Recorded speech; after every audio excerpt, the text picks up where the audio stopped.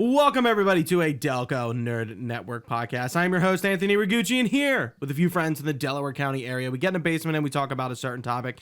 Today's topic, of course, the Caped movie question. Here to discuss, as always, the triple threat, Chris Trio. Gooch, I am excited to be here today to chat a little bit about some caped questions, if you will. The caped. What was it again? I'm sorry. We kind of Caped movie question. The caped movie. I question. almost forgot it as I was delivering. Well, I got it because we did workshop it a little bit. I wanted Yeah. to get something. I don't know. I was aiming for a certain vibe, and I think we hit it. But I'm excited to sit down and talk a little Superman and Fantastic Four today. But how are you doing, man? What's going on? Things are all right. You know, the job sucks. Looking for a new job. I feel like I've been ringing that bell for like a few weeks now, but it's kind of like, oh, you ask what's going on. It's the top of mind. How can it not be top? Yeah. I'm being honest. I hear you, I man. hate when people go like small talk. Sure. Like when people go, hey, good.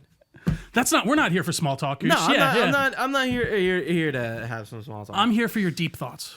Yeah. So that's really been on the top of mind. It's just like trying to look for a new job. Not liking the new one. I got this job about a year ago, and I'm just like, I need out.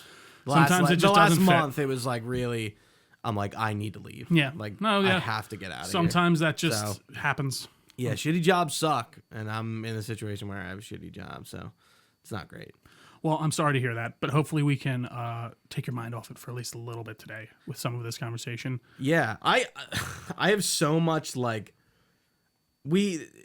I have so much here to talk about for our preamble, but I'll try to make it kind of quick with a lot of stuff. But I know we're gonna have a lot of crossover, Sure, too, especially with the game stuff. Honestly, for me, there's not a ton of like new game stuff that I've been playing. Even from when did we last do our last podcast or our last the monthly? Nintendo one was maybe it was early April. Interesting, yeah. Early So April. Yeah. honestly, on my end, not much has changed in the way of games. I did finally finish one, which we'll get into. But yeah, I'm excited to hear. So what's been going on with you? What have you been playing, watching, doing? What's been up? I want to start off with some housekeeping. Right, yeah. of course. I mean, we are talking about Superman and Fantastic Four, and we are going to be doing we talked about this on our last Rewind review, the video game one. We are going to be reviewing 3 Superman movies, Correct. right? Superman, the movie, the first one, Christopher Reeves. Right. Superman Returns With Brandon Brandon Routh, Routh. and Man of Steel, of course. Yeah. And then we may do Fantastic Four, the 2, Yeah. 3. It just kind of depends. Yeah, I on agree. time. I would like So- it to happen, but we'll see. Which one is first? What do you mean? Like, What is Superman before Fantastic Four? I believe it's Fantastic Four, then Superman, but Yeah, they're 2 weeks apart. So Yeah, one is like the 16th, one is like the 26th. I think like you're that. spot on. And I'm going to be away the 18th, the weekend in between. So yeah, July. So Superman is first, July 11th, and then Fantastic Four is. I don't know if we planned that, but it's good. That No, I think that actually worked. I didn't even think. Yeah, July 25th. So they have a week in between each other. Okay. Mm-hmm. Yeah. And then, so we're going to be doing that. And then we are going to be doing an Oblivion re-3. We've been both grinding away at Oblivion, which I guess is the first time on the podcast we'll talk about it. But yeah, that's coming down the pipeline. And I feel like this is the time of year we usually talk about our panels, but we're not doing any panels this year. Right. And I feel like I feel like you and me have just been so busy with other things that I didn't have a topic for too many games, and I just kind of forgot to submit it because I just didn't have anything like cocked front of mind. So like it just totally escaped me. Are you gonna go to too many games this year? I don't know. Probably. I'll go for at least a day. I would think. Do you know Fan Expo's next week? I didn't know that. Actually, I don't think I'm gonna go to Fan Expo. Yeah, I don't think I would either. I am a little Comic-Conned out. I feel like now that we've gone to a lot of these things, especially the ones in our local area, even Too Many Games, it is kind of the same. It's the same thing. Yeah, for the most part. Rigmarole. Yeah. I mean, for like Too Many Games, like The Last Stand guys usually go, so like that gets me there. That's nice. Yeah. Yeah. But I have no want to go to Fan Expo. Yeah, and I feel like that at least Too Many Games feels a bit different to me than like a Fan Expo in the way of like you it's can a buy much so different much more kind of like vibe. I don't know. Yeah. But no, I agree with you. I mean, I kind of felt that way back when COVID started. I was like,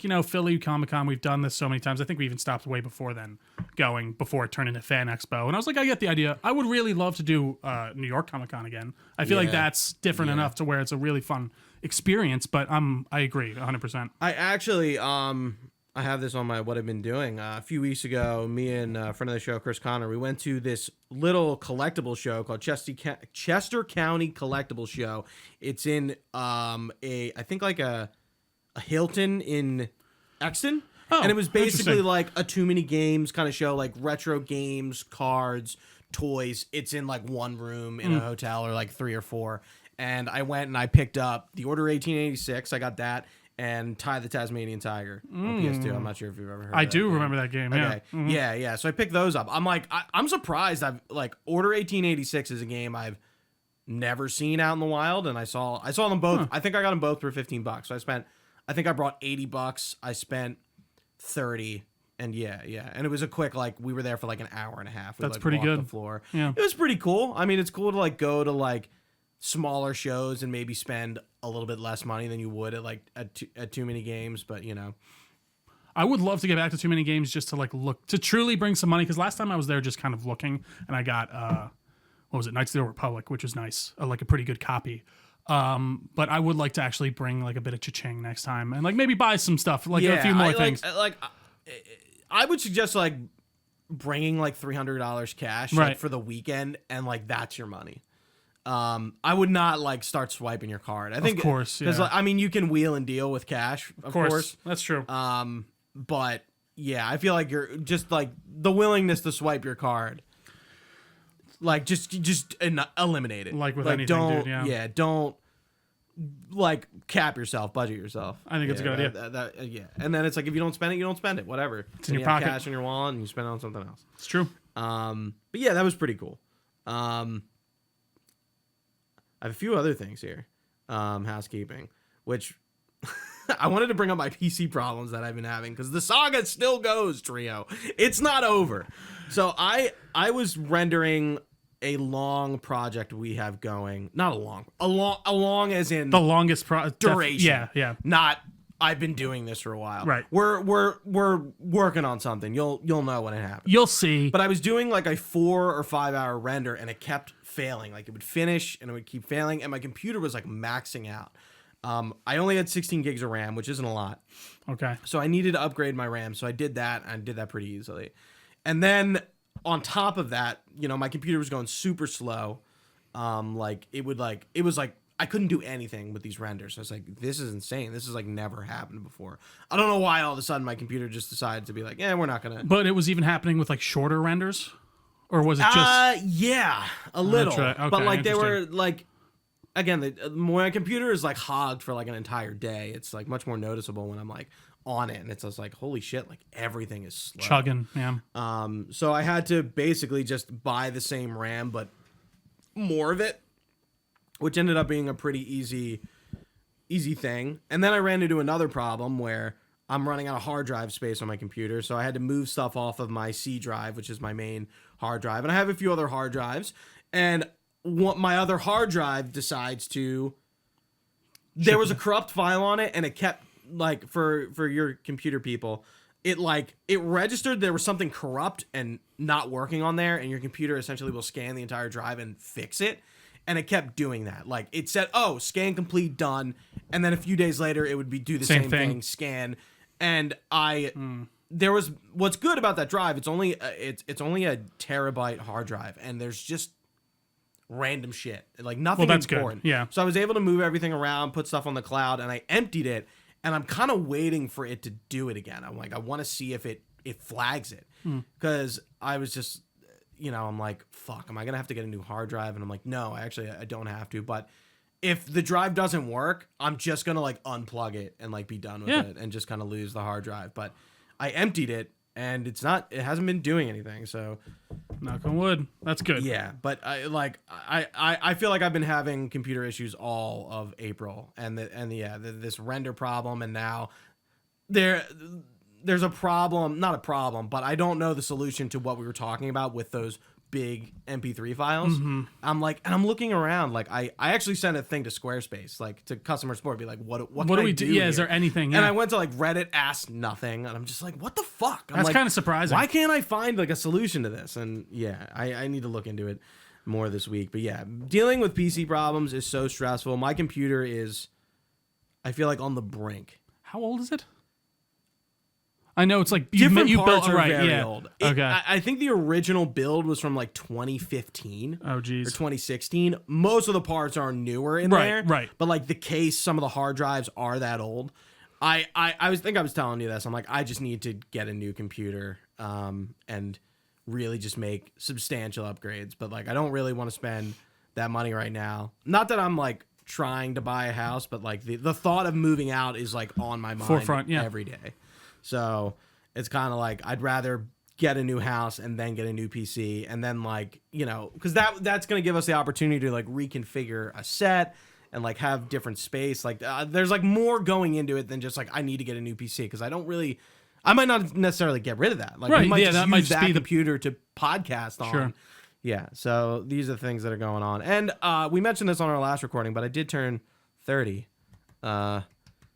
Soon this podcast will be run by 30-year-olds. I know. Jesus, that's actually terrifying. Yeah, but celebrated my birthday a few weeks ago. I had basically the idea behind my birthday was like, at first I wanted to go to Workhorse, rent out the space, invite like everybody I know, but way too expensive. Like, dude, guess how much an hour Workhorse is for the private room? $3,000. Well, actually, probably close. $800 an hour. Okay. Max of 3. Yeah. Okay. That's like way too much money. Yeah, that's renting out a place, unfortunately. Yeah, it's so annoying. I was like, holy shit. So I had to scale it back. And my idea behind my party was when I was younger, I used to have people sleep over and like that was the shit. I wasn't the only one who did that, but I feel like those parties, like, I don't know if you have this experience, but those parties were fucking legendary. Like we still talk about like some shit or some like inside joke that like happened like at a sleepover party in like middle school. Right. And they were just really fun. So I kind of was like, I wanted to do that for a party, host a Halo 3 tournament, have a cash prize, do it right, do the bracket, which ended up being really fun. We got catering. You were there. It was a grand time. All my friends. Yeah, it was great. Who won? Matt Spurrier. Spurrier did win. Spurrier won. Yeah. I was Spurrier. I was like, he's gonna get to the final. Spurrier is like the MLG like Halo like player. Kicks ass. Yeah. And you know, it was fun to run a tournament. I know you've done a lot of Mario Party tournaments. Maybe not nearly on that scale. I don't have 19 people. That's for sure. Yeah. But it like I ran into like logistics that like I'm like, holy shit, I didn't think about this. Like we had 4 guests on each of our accounts. Your Xbox was upstairs, mine was down here. And it's like we couldn't tell who was who. A lot of people switching controls constantly. I'm like, there was an extra step that I didn't foresee. Well, to it's be tough. like, yeah. like to keep other people. Yeah. It was. Tough. I think for what you were trying to accomplish, you majorly accomplished it, and like we got through it with little to no issues. So everyone had a lot of fun. It was a great time. We got catering and cake and all that. Dude, it was like 3 a.m. before I knew it. That night went so fast. That's awesome. That's the way you're looking for. Yeah, I think I headed out around like 12:30 or 1. But no, that's good, man. I'm glad it was fun. It was a great time. It was great to see everyone. It's a kind of party you just don't really get to have that often when you're an adult. And that was exactly why I wanted to do it. It's like, and not everyone stayed over, but I was like, hey, if you want to sleep here, we got absolutely plenty of space. But yeah, like the parties of like having people over and you just like we're just gaming around something. Yeah. It's so rare. I mean, like even birthday parties in and of themselves, I feel I know you and me do, but like but not and even those only in the last few years for me. Where I was like, I kind of want to have a party. Like, exactly. And even for me, before I just like my friends and I would maybe go out into the bars or something like that. But now I do. Yeah, when you're like 21, right? And even like and like now I do. I was talking about it this year. I don't know.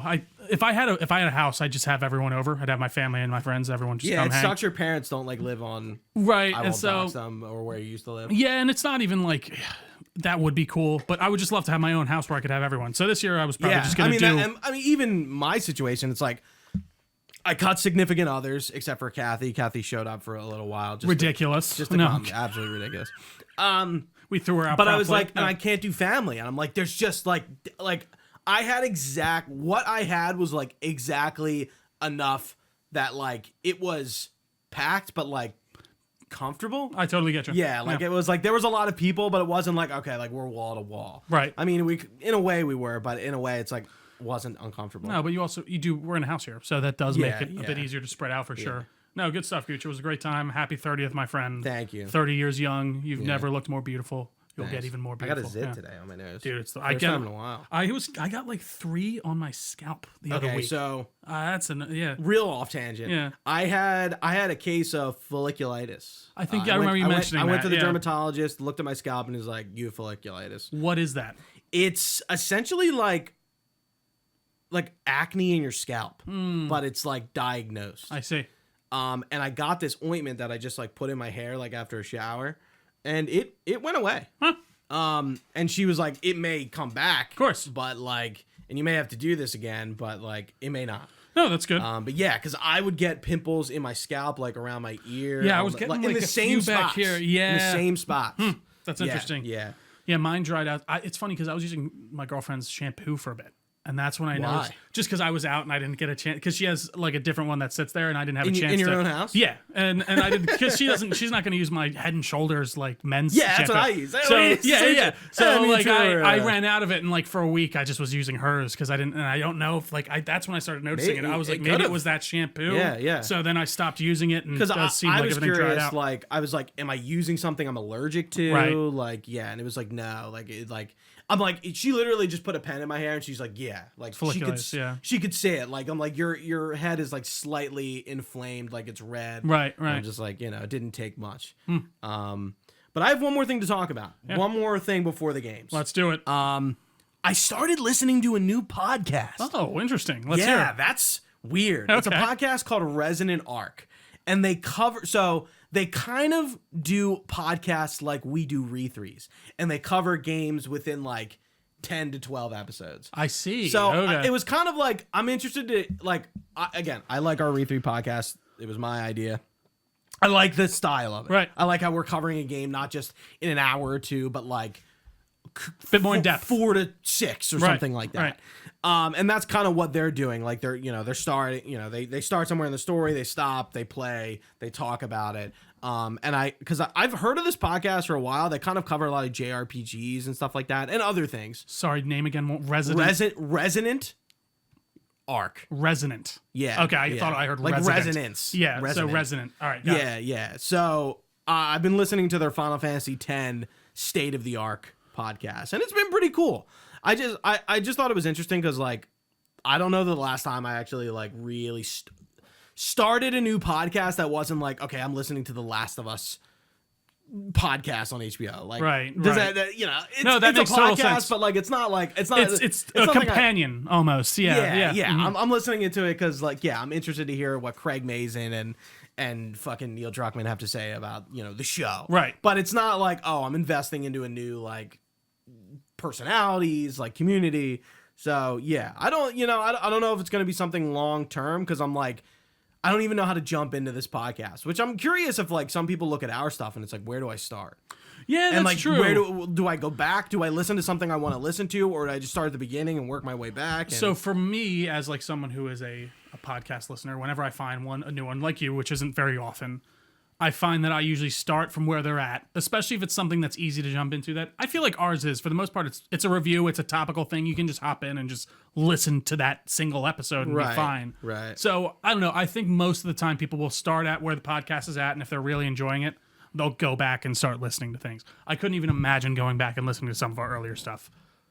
It's giving me cringe already just thinking about it. But it's interesting to think about for sure. Yeah. No, sometimes I'll go, like look at something from a while ago. Even like our first Rewind review. You know, like when we did that with Luke, we were still at the old table with the mics on the stands.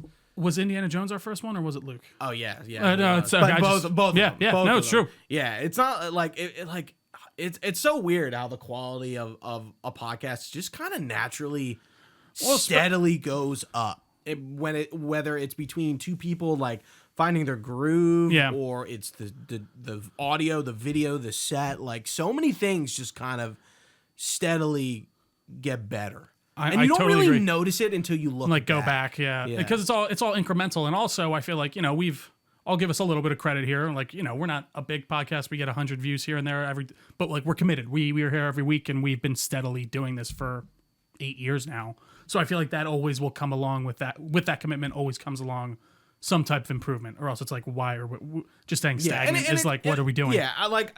I feel like as a podcaster, you should listen to other podcasts to like, kind of like, what do you like to hear? Like, I'm listening to Resident Arc 1 because I like those deep dives on games, but it also like, I'm like, okay, like how are they doing this compared to like how we're doing right, it? and what do you like about that? It's what do you not not like, oh, I'm ready to change the whole show. It's not necessarily that. And it's not like, oh, for Oblivion, like, oh, I already have changes. Like we're doing it mostly the same, a little bit different.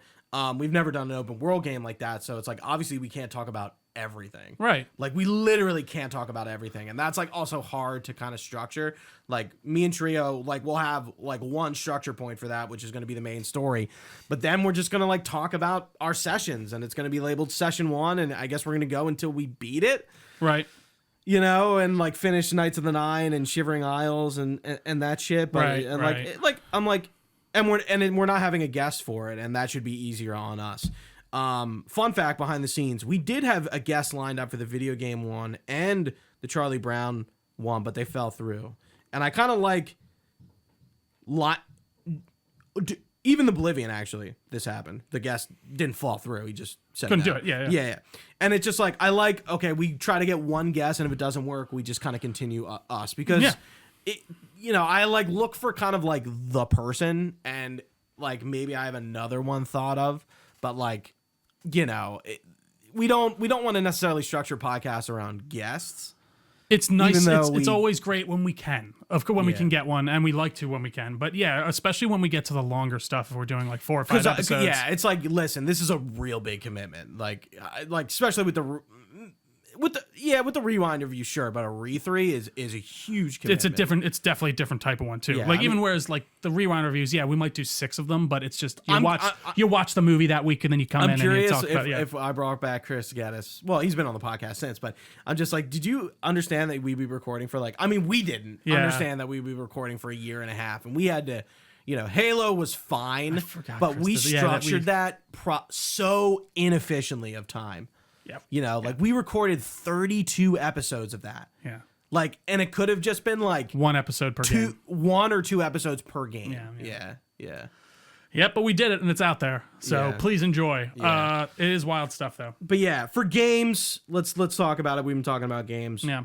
Marvel Rivals, a new season started, so I've been up playing that. We've been playing together a little bit. We have, I need to hop back in this last week or two. I've been a little off. Like we were saying off camera, like it's nice. You should try to play like 2 or 3 times a week. It's so easy to fall behind with stuff. Or 2. Yeah, just because I have so many freaking things built up, so many challenges where you log back on and you're like, you almost get a little stage fright. You're just looking at all of them and you're like, Jesus Christ, I have a lot that I need to tackle. But you've been enjoying it lately? I have. Yeah. I'm having fun with it. Emma Frost is great. She is. I think the new season's pretty cool. It's like a Hellfire Gala theme for those who don't know. Everyone looks super hot. Yeah, everyone is super hot. That's a fact. Yeah. I really am enjoying Marvel Rivals. I haven't I play it less, but I haven't fallen off of it.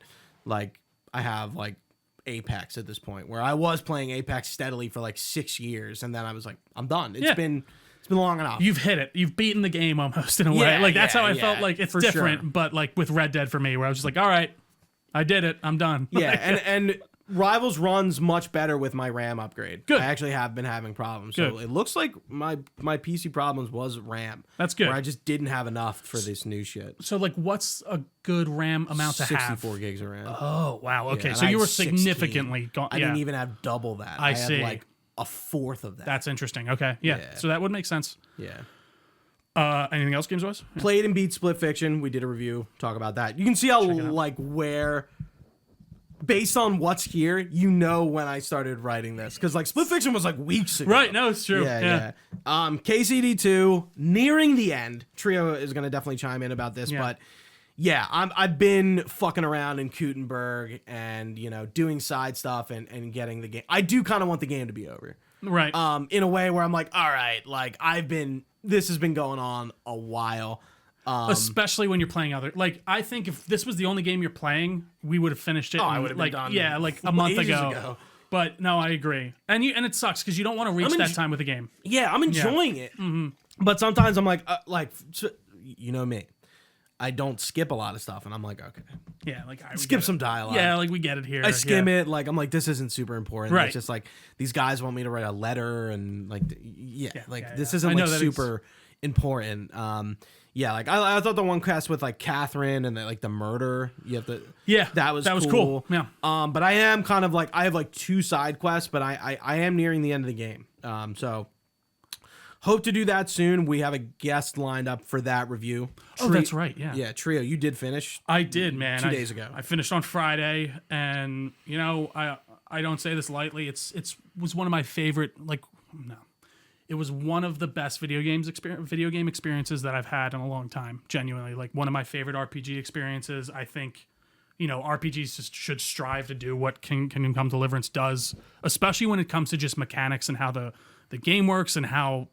Not real, but like, what's the word I'm looking for? Like, it's not a sim, but it just feels very lived in and it feels like a real world. It's an immersive sim. That's what I'm like looking Deus for. Ex. Exactly, to a degree. Yeah, that Kingdom Come Deliverance is definitely like Deus Ex, like that, where it for feels immersive and there's a lot of mechanics based around immersion and eating and whatever. There's even what you're wearing for certain missions, and listen, it's really what a lot of RPGs should strive to do, especially when it comes to mechanics. I would love to see Elder Scrolls, especially in Bethesda, pick up on some of these mechanics, especially in the way of like, there's a mission. Okay, I got to be a merchant, Gooch. I have to show up in merchant attire, and I have to be wearing the right things, and people treat you differently whether or not you're wearing like poor person's clothes versus like a nobleman's clothes. Like, very much Red Dead inspired in a way, almost like contextual. I was waiting for you to say like you like it because it's like Red Dead. It's very much like Red Dead. It almost feels like you mashed together Red Dead and a Bethesda style RPG, and they had a baby, and I love it. And for how boring a historical setting can be,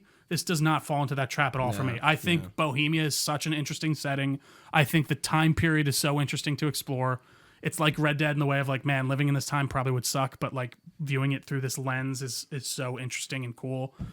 The blacksmithing, the fucking alchemy. We'll get into it on the full review. But, dude, I really did have a great time with this game. And I can't recommend it enough. It's everything the first game wanted to be. Me and Tim were talking about it, former host of the show, Tim Appleby. And it's like, yeah, this is what they were going for, and they fucking nailed it. And I can't wait to see what they do next. Yeah, same. Another game we've both been playing is Oblivion Remastered. I was wrong. I didn't think it was going to happen, and it happened. I knew it was going to happen. It was just more of like the things that had me certain were the LinkedIn leaks. People like saying how they worked on this job. I knew it was being made. Right. I didn't think it was going to get shadow dropped. Right. I didn't either. I was just like, how can you do that? But they did it. Xbox did it. I mean, you got to give them credit. Nobody's ever. I mean, Xbox has shadow dropped Hi-Fi Rush and some other games, but like never a remaster or a game like this. Actually, that's wrong. Ninja Gaiden. But like they've never it's Oblivion. It's one of the it's most a touchstone. Well-known RPGs ever made.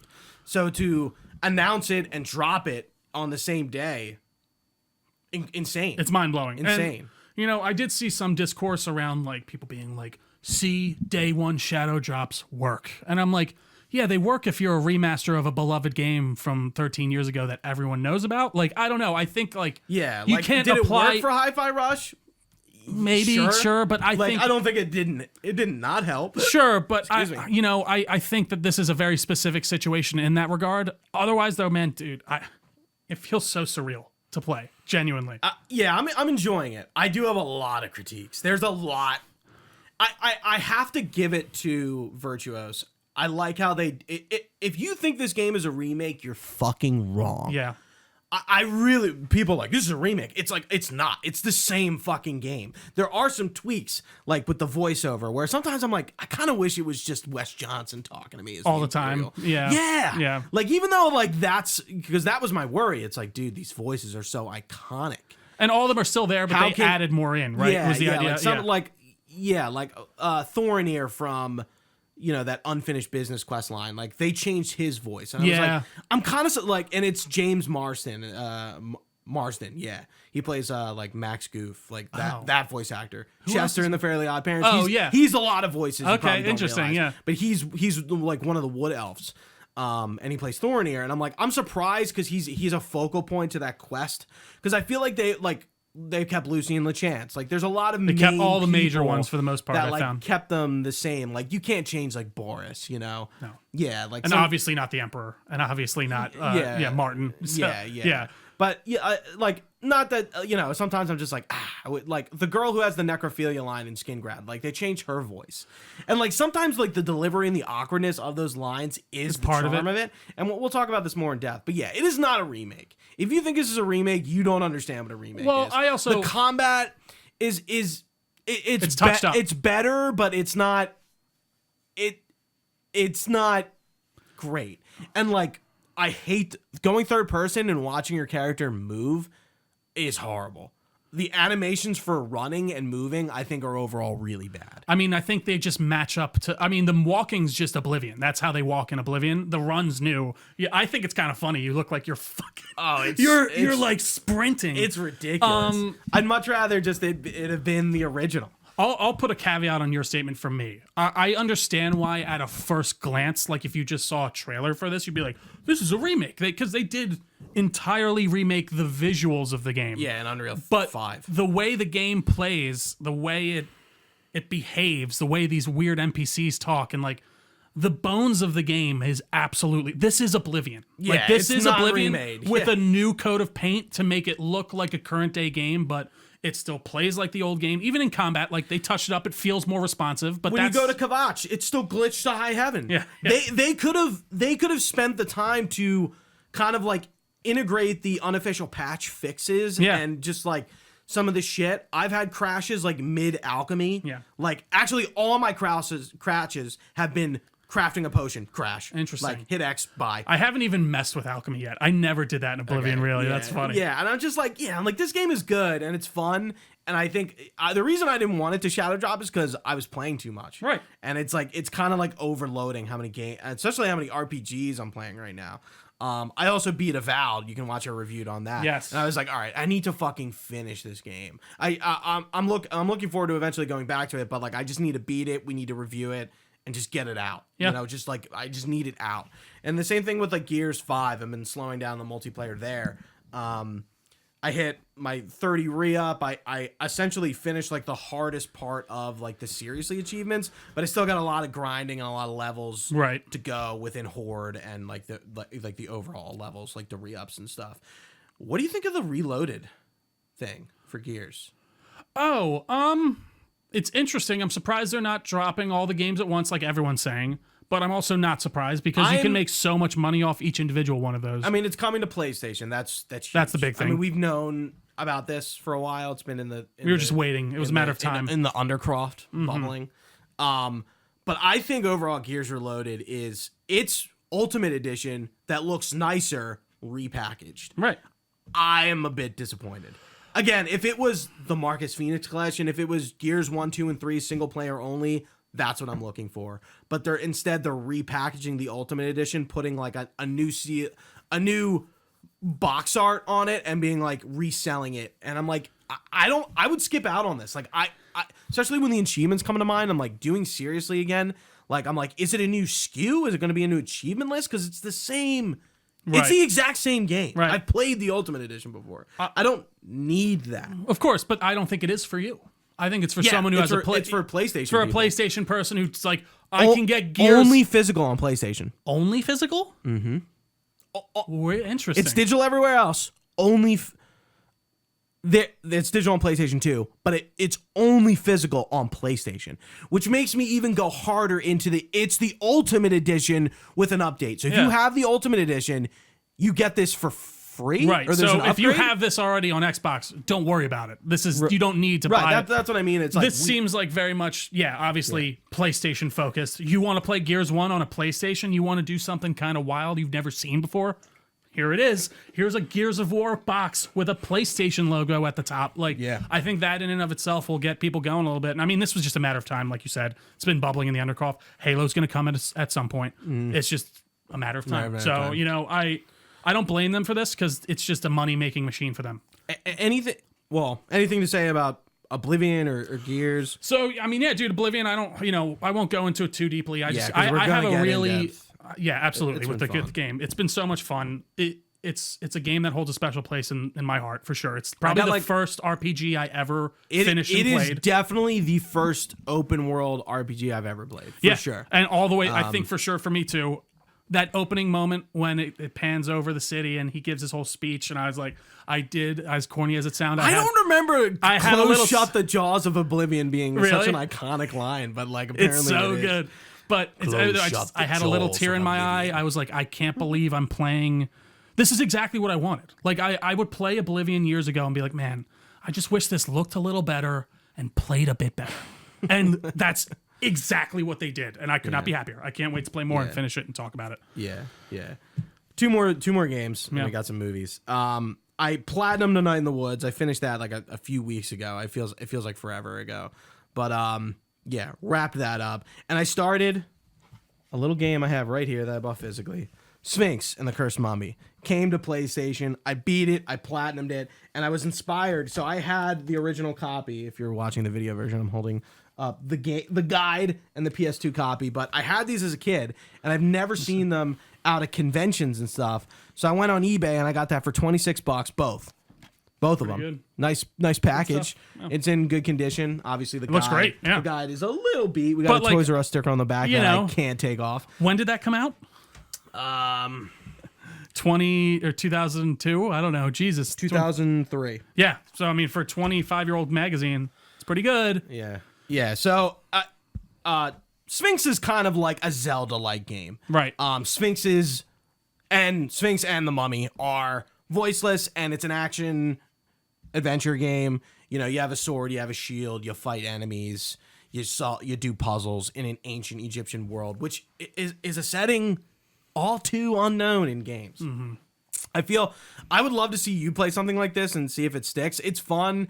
It was cool to kind of like, it felt so cozy. Like I really felt like, wow, like this is a game. It's not like Oblivion where like everyone talks about it. Sure. This is a game that like I played when I was a kid, and I don't really has that people connection. talk about Right. it. So when I went back to it, I'm like, dude, I remember these areas, and then I got to the areas that I didn't remember at all. That's cool. But then like I was in like there's a zone called Heliopolis, and I was there, and I'm like, dude, I remember that. Like I remember where everything is.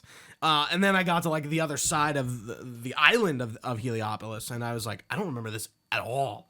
So it was kind of like new and old. A mixture, if you will. Yeah. I mean, even Oblivion is kind of like that in a way, where this is like, I don't remember a lot of this, but like some of this I remember.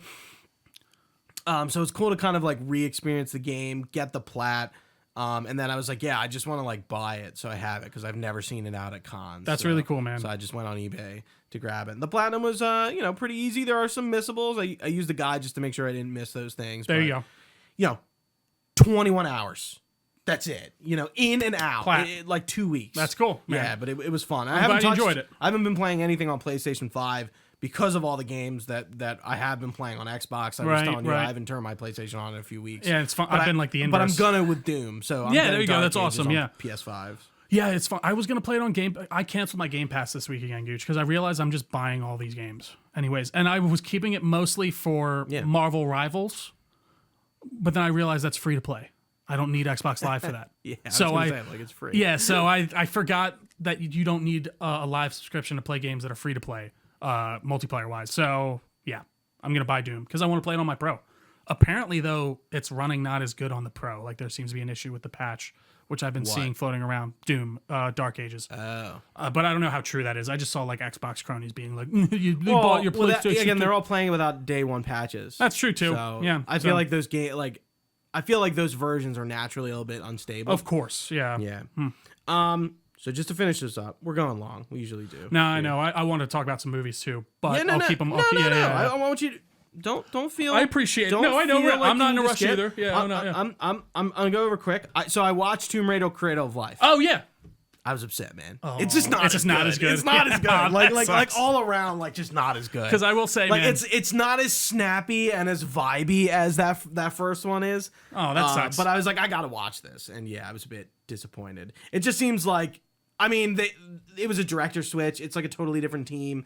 It just seemed like they didn't have the first sauce. one did well. They just wanted to recapture. Interesting. Yeah. Finished Bad Batch Season 2. Was pretty good. I'm on to Bad Batch Season 3. I'm like a few episodes in. now we're back in business. Like it seems. I was like going to say, did you come back around by the end a little? Yeah, because it's like season? we're focused on Omega getting captured by Omega getting captured by the clone facility people and like all that, and it's like, okay, we're not just villain of the week or like planet of the week kind of thing anymore. And season 3 is doing like it's just about the story, right? So I'm looking forward to kind of getting through that. I don't know how it ends. I assume the Bad Batch die. You can only make that assumption. Yeah. Like I know what clones are in Rebels. It's Rex, Gregor, and another one. Like none of the Bad Batch are. So like I assume these guys all die. But I'm interested to see like what happens and what concludes with the cloning facility, because I know it was a huge thing in the Mandalorian, Mm-hmm. and then I bringing it back in the Bad Batch was like, oh, there's the it's a clone, yeah. So I'm interested to see where all goes. Started Andor, didn't like the first 3 episodes, man. I've heard everyone saying it picks up, so I'm interested to see that, and I don't like the release schedule. We'll talk about that more, but yeah, I don't know. It's if you're not on top of it, you instantly get behind in a minute, and it's just like the season finishes on Tuesday. Right. Oh, for sure. I see what you're saying. I'm sorry. The 3 episode, the 4, and then it's 2 and 2.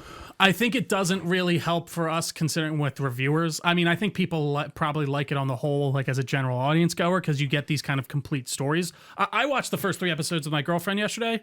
I thought they were definitely slower for sure, but I personally really enjoyed them, especially that opening scene when he's in the TIE fighter, like trying to get out of the hangar. I hated the stuff when they're on the planet with like the 2 gangs. I was like, what the fuck is this? Oh, I kind of like that. I didn't think it was interesting at all. I thought it was funny. Felt busy, like busy work. Sure, I think it did a good job of like illustrating like how disheveled the rebellion is and like how untrustworthy. Is that who they are supposed to be? Yeah, that's what. Remember by the end, he's like, "Oh, you're the team I'm supplying.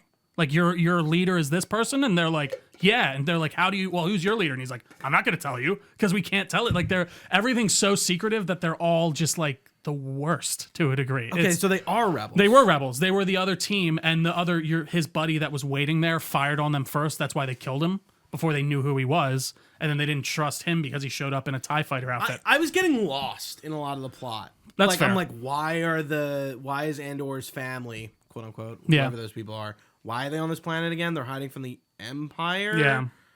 Illegally, and that they're coming to do like inspections, because I think they're on the run after the whole thing that happens in their we skipped the refresher by accident, and I was like, also, I wish I didn't do that. Like Cyril got married to Deidre? Yeah, see, that's the thing. By the end, like I remember that awkward encounter, but like wasn't that last time we saw them? Well, by the end, I think he like proves, like, she's like, you did this all for me. He's like, yeah, I'm a crazy stalker, and she's like, okay, I see you, for some, because she's also insane. Yeah, I was like, I think I just didn't remember a lot. Well, that was the also problem too. Yeah, and I watched the recap. It didn't really help. I should have. Yeah, I don't know if that would have helped, because I was even with Mon and her daughter. I'm like, why does her daughter hate her again? And then you were like, the tradition thing. I was like, oh right, okay, yeah, just the worst. Like when she's like, I wish you were drunk. I was like, fuck you. I would have slapped her in the face. Yes.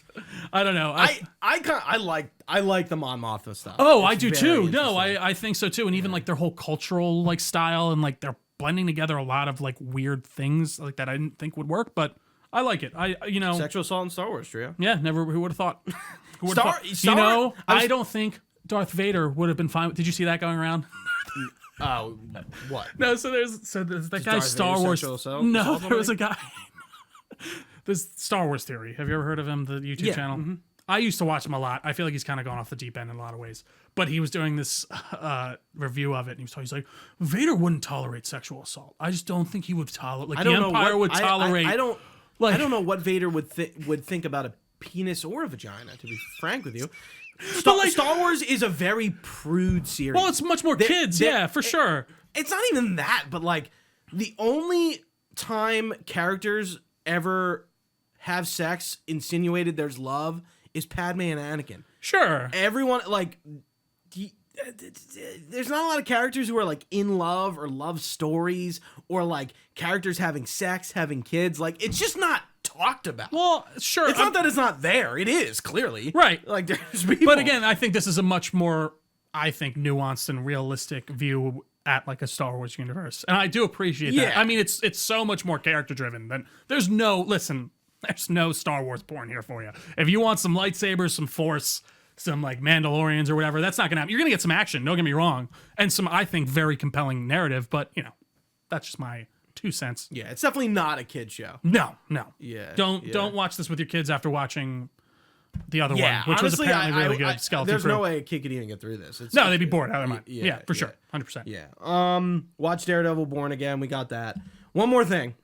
I watched this documentary called The Remarkable Life of Iblin, and it is a tearjerker. It is about a kid who lived in Denmark, maybe Sweden, a Norse country. Sure. A Slavic one, if you will. Yeah. He had a disease that bound him to a wheelchair, and basically he like kind of lived his life in World of Warcraft. This was like I think I have. This is like early 2000s, like 2010, 2013. He dies in 2014, and he kind of like he starts, like he has like this really good relationship with like his guildies in the game, and they kind of like walk him through like him as a kid, and like he's kind of normal, and then he got older, his disease got worse, he was bound to his wheelchair, so he just played games.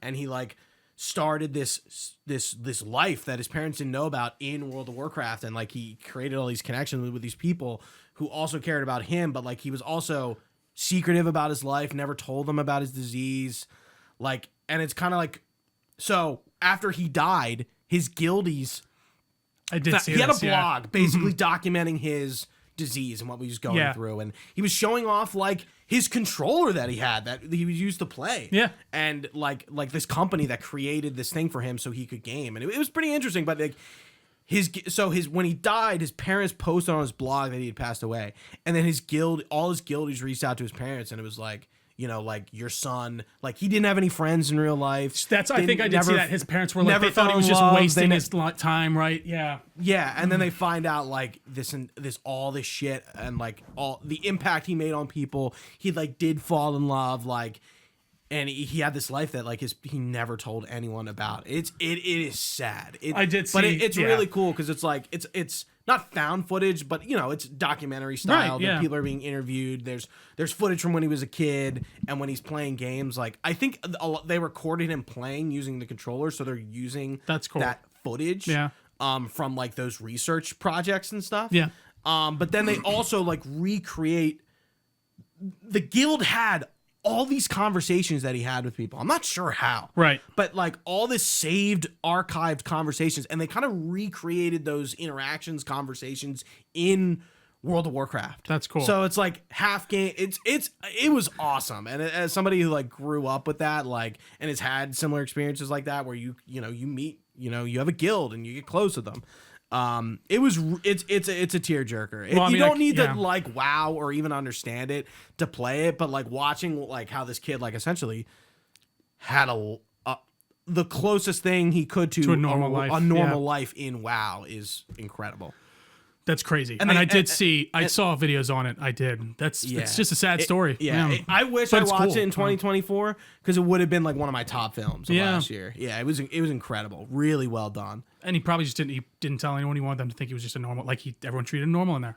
Wow. I'm honestly getting a little, he didn't want anyone to like feel bad for him. Yeah. So he like never told anyone about anything that was going on. Damn. So they thought he was just like a normal person. They thought it was just, what's his name? He's on with us. Yeah. Damn, dude. That's cool. Yeah. I need to check that out. A few of his guildies like went to his funeral. They filmed it. So what's it on? Footage. Is it on YouTube? Netflix. Is it on Netflix? Oh, okay, cool. We'll have to, my girlfriend and I will have to watch it. I highly recommend it. Again, even if you don't play World of Warcraft, honestly, it probably shows, again, the impact games can have in people's lives. Absolutely. Especially when you're disabled. Obviously, me and Trey are not disabled, so that's not an experience we can really talk about, but to see what that can do for somebody. Can only imagine. Incredible. Yeah. All right. That's enough. That's enough. Of that. All right. Let's get into it on my side. I don't really we covered basically everything on the game side there. Only other thing is Death Stranding, which I'll talk more about once I fully finish. I'm on the last, basically, cutscene. Fragile. I mean, you got like 4 hours left. Right. Yeah. So Fragile just teleported me to Amelie's Beach. So I'm like just right at that. Been loving it. I can't wait for DS2. We'll talk more about that once I finish and once we get to it. Kathy and I made a deal, which is saying we had to make a deal, but like she would play Death Stranding if I played Stardew with her on PC. Oh. So we shook on it, and I was playing last weekend. I was playing Death Stranding with Kathy. And I'm not sure what she thinks about it yet. I don't think she has much an opinion about it.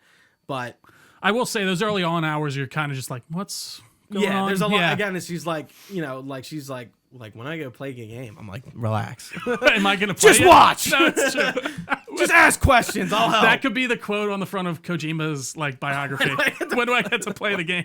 Yeah, so now she is right at the point where like we did the delivery for Bridget's body.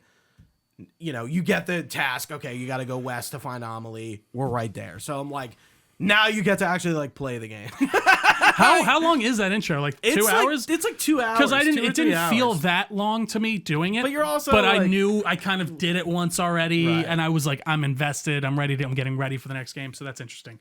But yeah, man, that's been a lot of fun to play. I cannot wait to see what Death Stranding 2 does. I'm not watching anything else on it. That last drop.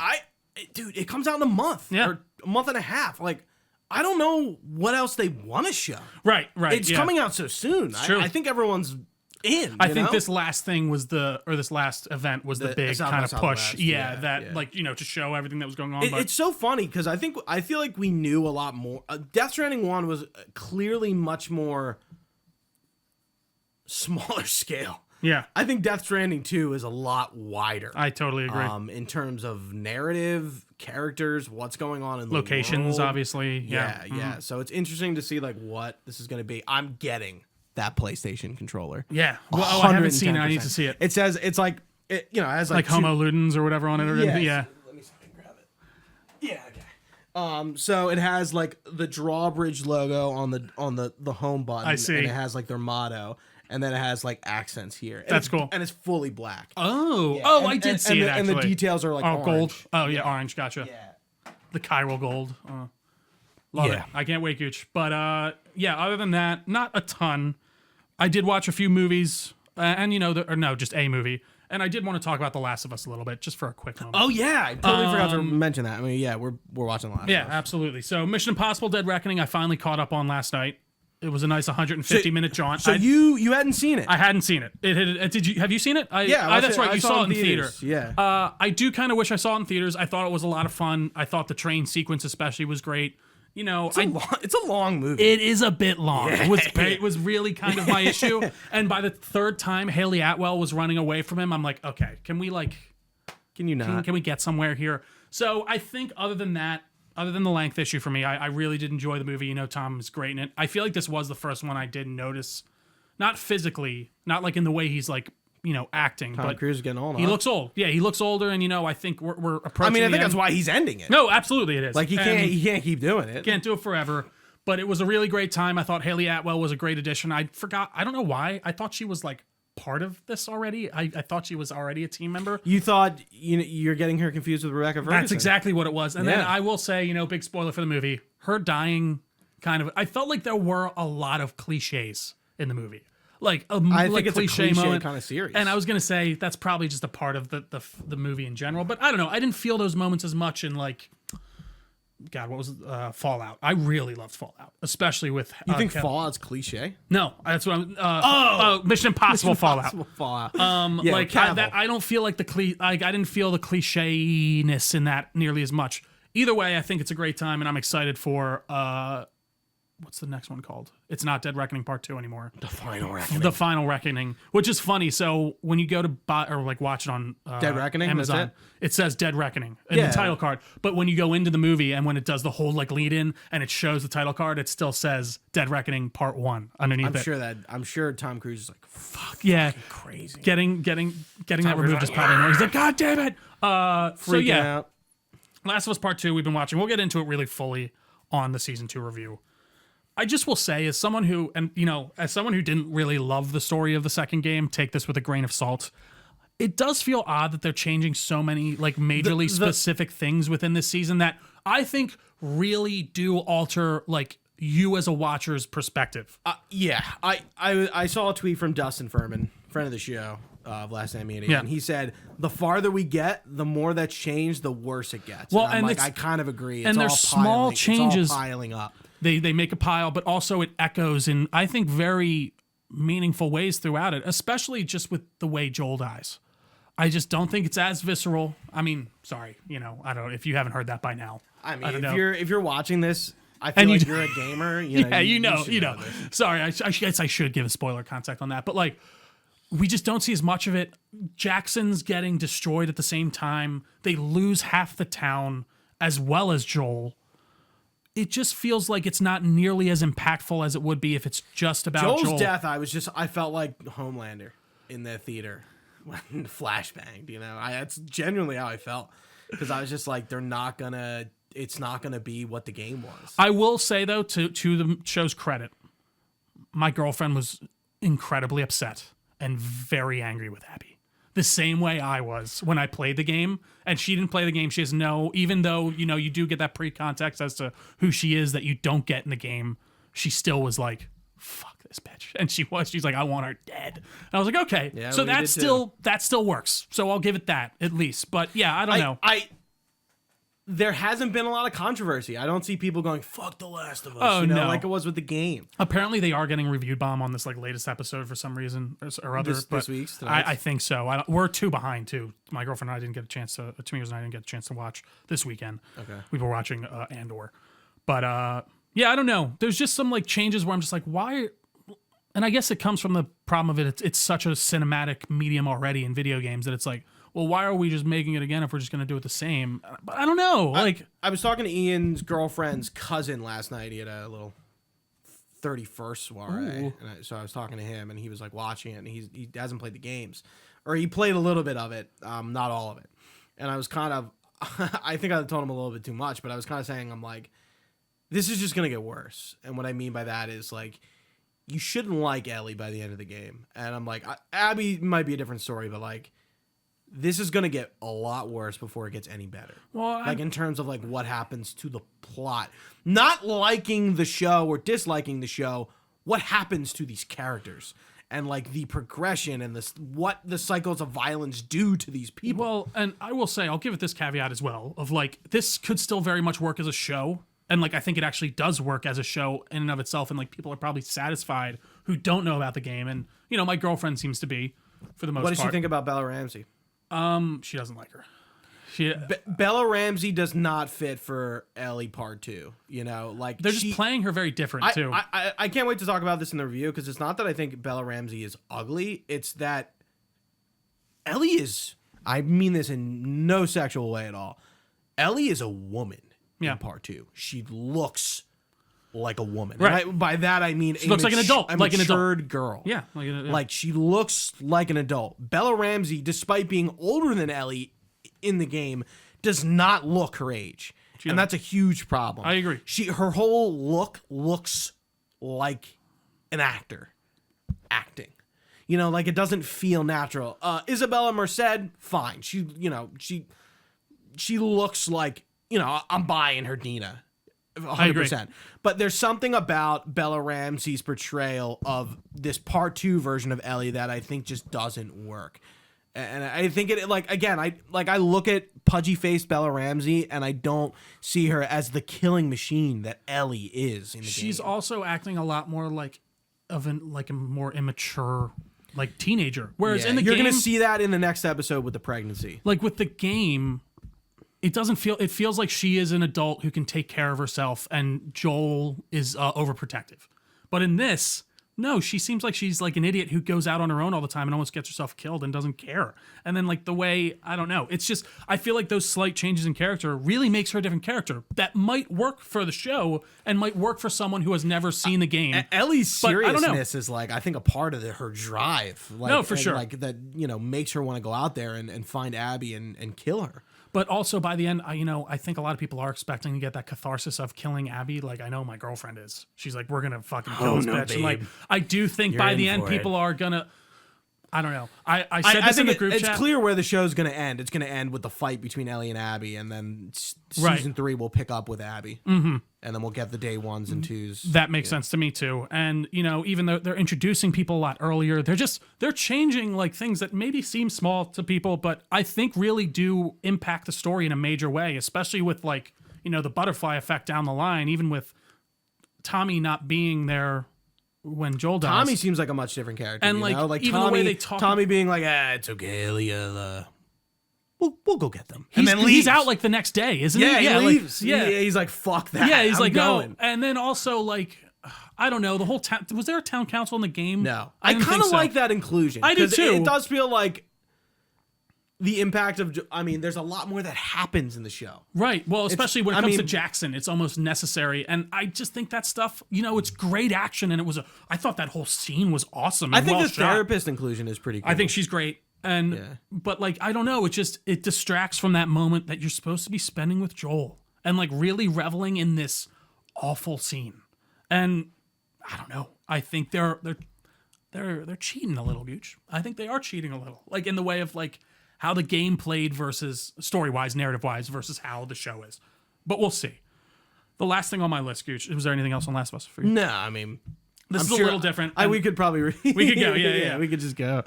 I won't keep this one too long. This is a little different than anything else we've talked about before. You introed me before we started, and you were like, "I'm gonna do the games and what we're talking about a little different." I'm like, "What the fuck does that?" It's not mean? even necessarily a little different. We're going to include something in here that we maybe don't really usually do. So it's something we've been watching. It's a cultural touchstone, if you will, that came out within the last week. The Grand Theft Auto 6 trailer, Gooch.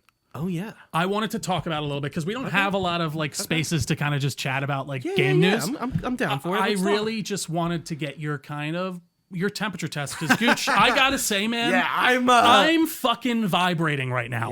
Off it. Trio's Like, gonna come. I am, and I can't wait for it. But I thought the trailer. I didn't think I could be blown away by visuals like this in a game. And I actually said that recently with even Assassin's Creed. But this is on another echelon. Like the way these character models look, the way the game My looks. notice was those wrinkled clothes. Those was wrinkled great. clothes, like Jason at the beginning, he's like sweating. You can see see the his back. sweat lines. Yeah, You see the yeah. hair. Like it is mind-boggling, and I really cannot wait to see what this game does. I just want to hear what you think, though, Gooch. Is there anything that's tickling your fancy? You're getting GTA 6, right? I feel like I got it. I was gonna say, it's yeah, kinda, like, I ran from GTA 5. Yeah. Because I was late, Gooch doesn't like to be late to a party. Let's course. be honest. I like to be there when it starts in When the it's moment. getting rock and roll. So, yeah, I'm pretty confident I'll be getting GTA 6. I think the trailer was good. I liked it. I only watched it once. I need to put it up on the big screen. I watched that teaser trailer like multiple times when it dropped. Yeah. There was something a little bit more alluring about it. This one is a bit more chill. It's more serious, a bit more. I like how they're just kind of showing you a bit of the mundanity of like what's going on in Vice City, and like what he's just doing on a day to day. Jason, yeah, and like how the relationship he has with Lucia and like what what the situation is. A little bit of Bonnie and Clyde going. They're getting out of. She's getting out of jail. She's got the ankle thing on it when she's out. You see it in the one scene. There are some rumors about what Jason is up to and how they actually kind of intermingle, which I'm very curious to see how that turns out. I don't want to spoil it here. Yeah, I'm interested. I got to rewatch it for sure, but I did like what I saw. I am intrigued. This is going to be a big deal on a lot of different levels. So it's hard for me to be like opt out of that. Of course. Like, I think I do that sometimes with things like maybe like Severance, like for example, where I'm just like, I'm not watching this show. Right. And I think I'm okay, but gaming is a bit different than TV. I think I'm going to need to be there for this. I think I'm going to need to experience and get my first GTA game. Dude, I'm happy to hear it, and I can't wait to play it. Vice City looks fantastic. I can't wait to visit the great state of Leonida. I can't wait to be on the fucking bayou. I can't wait to go up into. Apparently, there's a rumor that there's another state attached called Georgiana. So, because you see a bunch of different license plates around, but someone else came back in saying that's on every license plate. You on the Reddit? No, I'm not as much. I'm on Twitter and stuff. You sound like you're like. No, I've just been. Like, what's going on? I'm like, what's happening? There's a lot of little things. The license plate number. How it's a reference to what's happening? What's his name? Nico Bellic. Nico Bellic. Did you see his boat? His boat's there. Yeah. Dude, I just cannot fucking wait. It's $1 billion game. I want to see some gameplay. I do love, people coming out and being like, this isn't gameplay, which, it isn't. It's cinematics, but it's definitely not. But it's in engine. It's game. It's half and half, apparently. I think we'll get that, like they did with Red Dead, where Welcome to the gameplay overview of GTA 6. We're gonna walk you through a mission here. They're talking about it being the most immersive experience they've done yet. I really liked, they fed us our vegetables and we're like, the game's delayed. What do you think about the delay? Inevitable. Listen, Right, I had like a faint hope that like they were gonna come out in 2 months and be like, sick, like it's coming out in December. We're rolling out our whole thing. We don't need a big, run up to this, but the logical thing happened. They delayed it by, people are saying a year. Technically, it's 6 months because they only had a release window. 2025, yeah. Yeah. But I can't wait. I can't wait to see what Rockstar cooks up. This is truly going to be a generational experience. I don't think we'll see anything like it for a long time, and we haven't seen anything like it you mean in a bigger long than time. The Minecraft movie? Even bigger than the Minecraft movie, Gooch. I cannot wait to get my fucking hands on this game. I'm vibrating with excitement. And I'm glad to see that you are excited. I definitely watched a bit more. There is just so much going on in the background. And I do think they said it's half and half gameplay and cutscenes. There's like scenes of him driving and stuff like that. I wouldn't be surprised if that's gameplay. They're just using the Rockstar editor to literally just follow them along cinematically. I can't wait to see the fucking game. I can't wait to get some gameplay. Anyways, we can move on. I've jammed on that was enough. awesome. I'm glad you brought it up because I actually did mean to talk to you about it. I just forgot. No, Sorry. I love it. Good. Yeah. So let's get into it, though. The main topic here today, I brought this up a few months ago, but we decided to push it back a little bit to give ourselves a bit more time to get more information on the movies and, just get a more of a feeling. Trio, I don't like this Superman. That's why I'm wearing my Snyder cut. That's what I thought. I'm Yeah, just kidding. we got a Snyder cultist here. No, I'm kidding. I started using the word Snyderist recently, and it does sound like some sort of like fascist Machiavellian. faction. I'm a Machiavellist. Yeah, DC fan. Like I'm like, what am I saying? Like I'm kind of like one of them. But anyway, Right. Sorry. No. Be funny. But so yeah, I really this is kind of mostly about the topic name was I already forgot it again because I didn't write it down. Caped movie question. The Cape movie question. Yeah. Gooch, the superhero genre right now, I don't know if you noticed, is not tell me about where it used to be in the way of just, I think public appeal and just overall coolness factor. I talked to you about this offline before, and like I think it's been interesting to live through a full cycle of something being like really cool and at the front of the zeitgeist to then cycle back down to like that was almost too cool. Now it's cool to not like it. Yeah. And to see that happen with the MCU has been interesting. And, it's a lot of self-inflicted wounds when it comes to just how they've released things in the last couple of years, a lot of shows. And then, we could go into a whole diatribe, which we have on DC and their woes and just trying to build up a cinematic universe. And I feel like we're really coming to a major inflection point here in July, with Superman and Fantastic Four. You have Marvel's First Family, one of their major IPs that has been attempted multiple times to various success, not much at all if you ask me, or even most people. You have Superman, which, the most modern Superman we have is Man of Steel, and after that, I think Cavill got done really dirty, and he is the first superhero in a lot of ways. So there's a lot riding on these two movies. I think when it comes to overall the view on the superhero genre and how the general public feels, and just where it's going to go. And, I just kind of wanted to get into that a little bit here. I wanted to start that off a little bit on... Gooch, what are your just thoughts right now on the superhero genre in general? Yeah. Like, are you overall satisfied? Are you kind of begrudged? There's too much of it. I don't even think about it in terms of is it good or is it bad? There is just too much. Sure. Especially with Marvel. DC has obviously scaled back in a lot in the last few years because of the failure of the DCU and the restructuring of the DCU under James Gunn. But Marvel's also doing the same thing in a way, but they're just now, actually, not really even, exiting the era of all their shotgun-ness of content. Lack of focus. Don't forget, we still have Ironheart and Eyes of Wakanda, which are from that era of production to be released. And it's like, what the fuck are these even?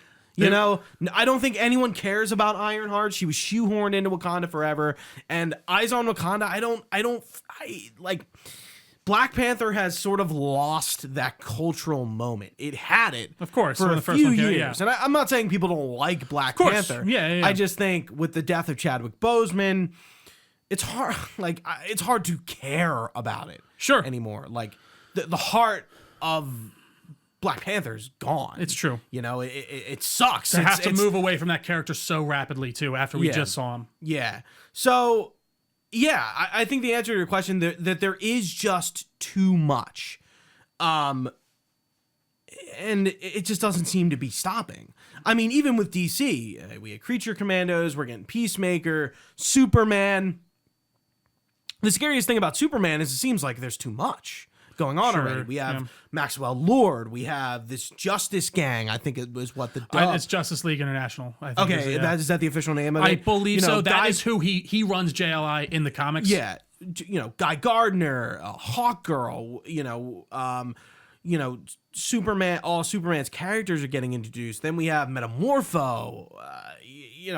Like it just seems like so much for what James Gunn is saying is kind of like a grounded, maybe not grounded, but a more faithful take to Superman. Sure. But yet we're jumping into the deep end with the JLI and the characters of the greater world. It just seems like, is that going to help the movie fail? Sure. Because of what's going on.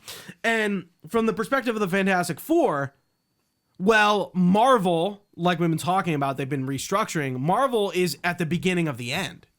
The Fantastic Four will begin the era of,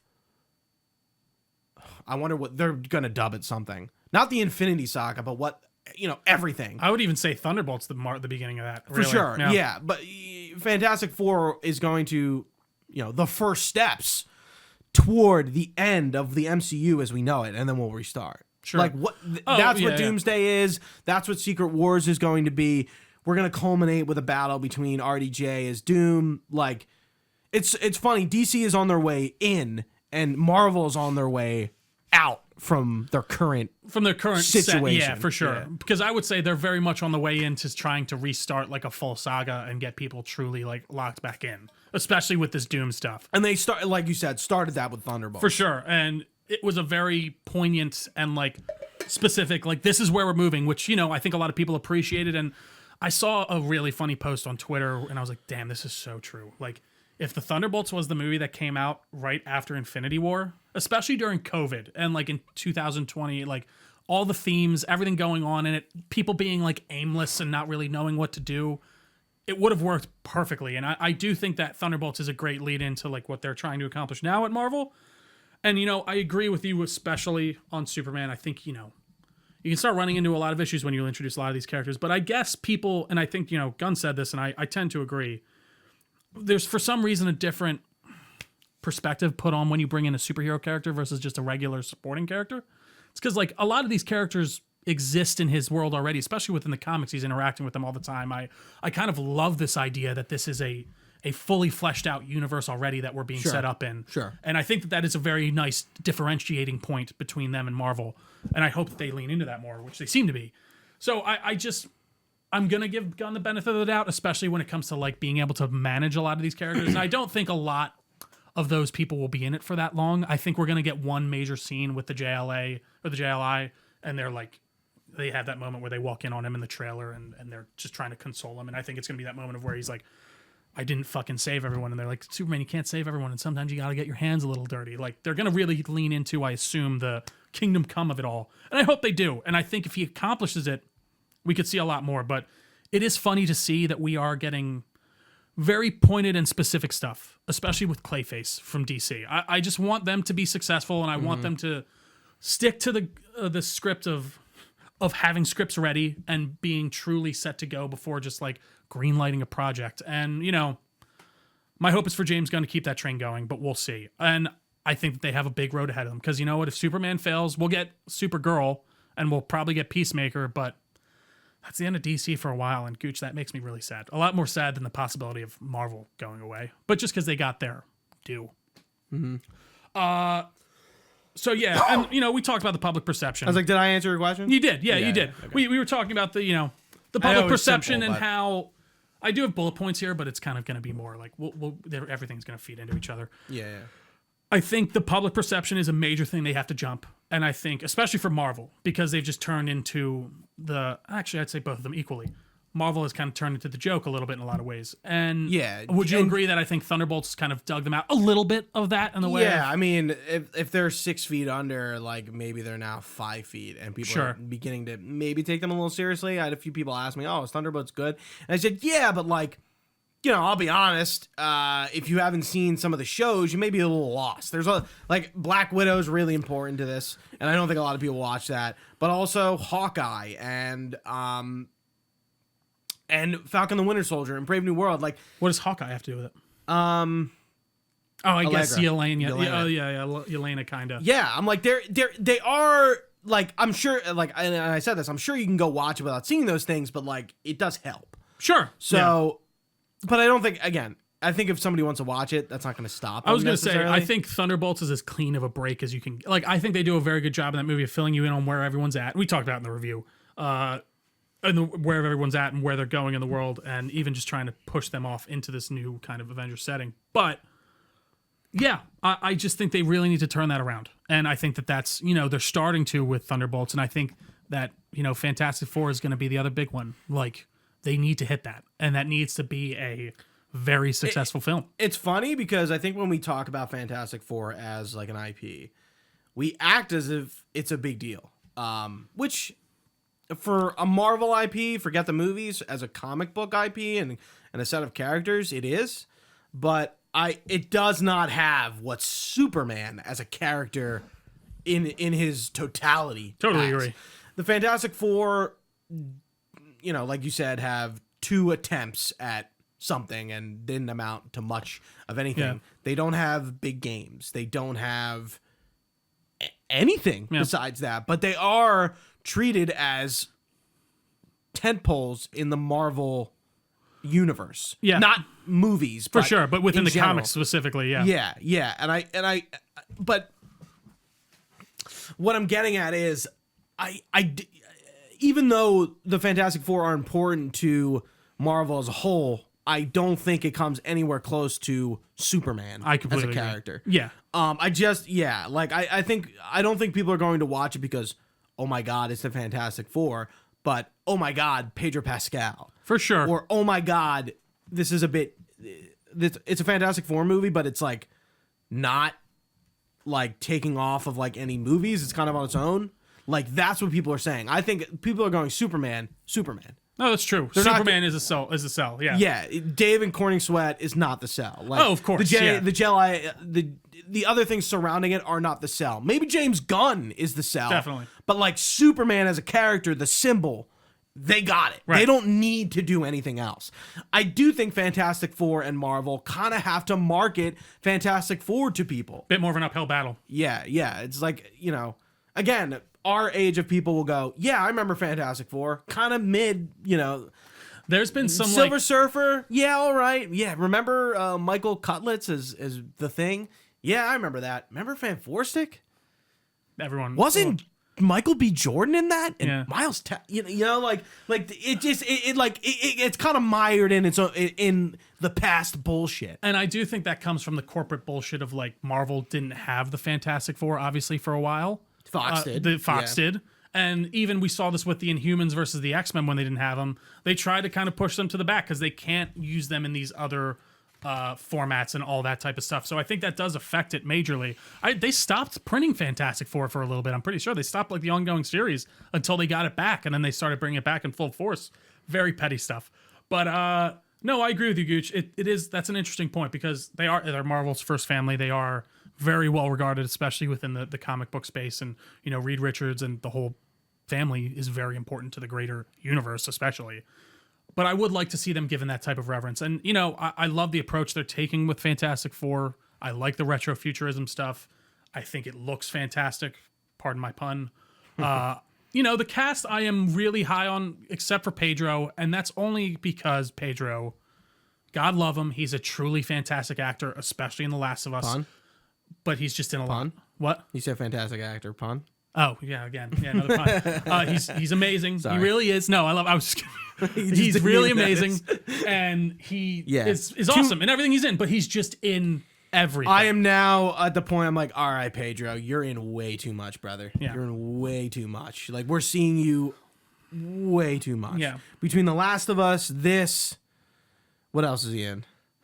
It's terrible because now it's like name a color. I just feel like whether or not it's true even, it just feels like I'm seeing him in every major thing that I view. I don't know what it is. Gladiator, we just saw him in. Mandalorian. Right. Like, there's so many that you can go He's in through. a lot. He's in a lot of ongoing stuff. Yes. He's in shows and he's in movies. So like Mandalorian and Last of Us are carrying him a lot, and then you get him as a movie. He's going to be Mandalorian and Grogu's coming out. Yeah. So the Mandalorian was what I was missing. Yeah. It's insane. But I am excited for the rest of the cast, especially. I think the Thing looks fucking awesome. I think the entire vibe of it is just what I'm looking for, and we're gonna see Galactus. I saw people pissing and moaning about Shalaval, the female Silver Surfer, but whatever. I think that's irrelevant. Yeah, I don't think that and version you know why of they the did that? Silver Surfer is going to matter much. Well, and you also know why why? they did that. That also, but because Johnny wants to fuck her, there's gonna be a love thing there for sure. I'm sure of it. So I wanted to bring Johnny up because we got an interview and some comments from Joe Quinn saying that Johnny wasn't going to be the like as big of a sexist, blowhard, wants to fuck girls, asshole, like playboy kind of thing. And I kind of said, I'm like, dude, if you're saying that, I don't think you quite understand the character of Johnny Storm.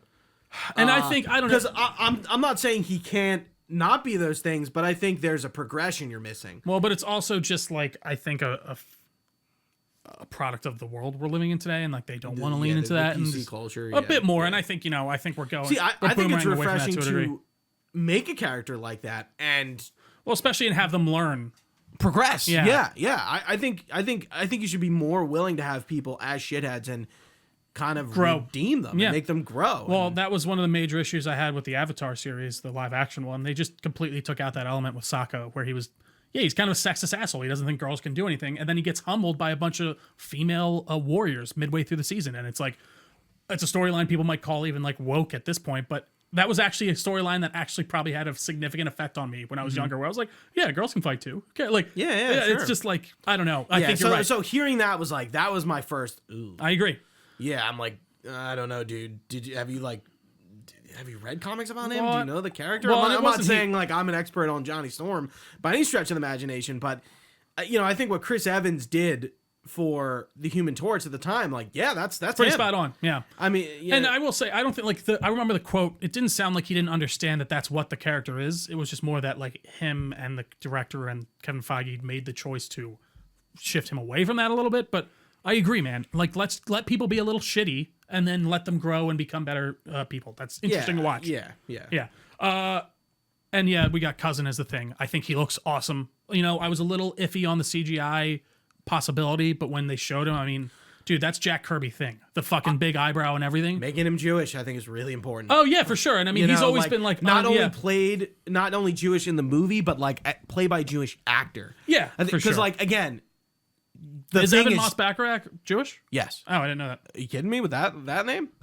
That's an ethnic name. Oh, for sure. I don't know if I would have. It's a very unique name. I don't know if I would have said that was Jewish though. You know what I mean? Yeah. No. It just kind of. I was like, he's got to be Jewish, and then it's like he is. But yeah, Jack Kirby is like, he's the Thing. Yeah.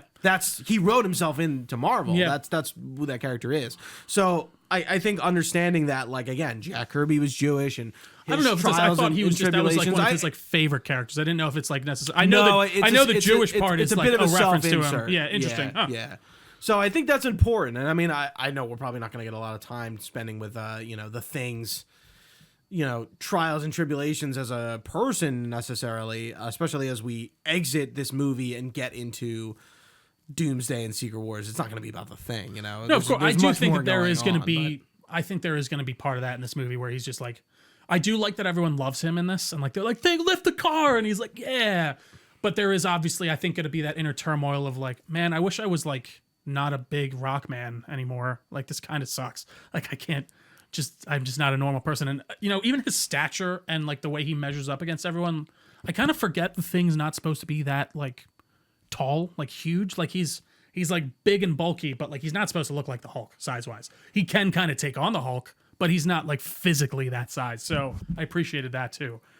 I'm excited for Fantastic Four, but to shift over to Superman a little bit, I am incredibly excited for that movie just for the fact of I do think they are approaching it in a much different way. I think Gunn really set the tone specifically in a very rather specific way with that first picture, and a lot of people didn't really love it with him like with the boots. putting on his boots and he's like disheveled and he's got a monster going on in the background. He's trying to figure it out. Like I think showing Superman as more of this. I don't know, not a layman, but like a person who is more fallible, who actually can get hurt a little bit, will go a long way to separate this version from others and to make him a bit more human even. And I think you need that. And I think it's an interesting concept to show that a bit more because, you don't see Superman beaten and bloodied a lot. And I think that's a lot of people get bored with that. I think we see Superman in Batman v Superman beaten. That's true, yeah. Not bloodied. Right. I don't think Henry Cavill's getting fucked up all that much until the point he does get fucked up. Right. Until he dies. Yeah.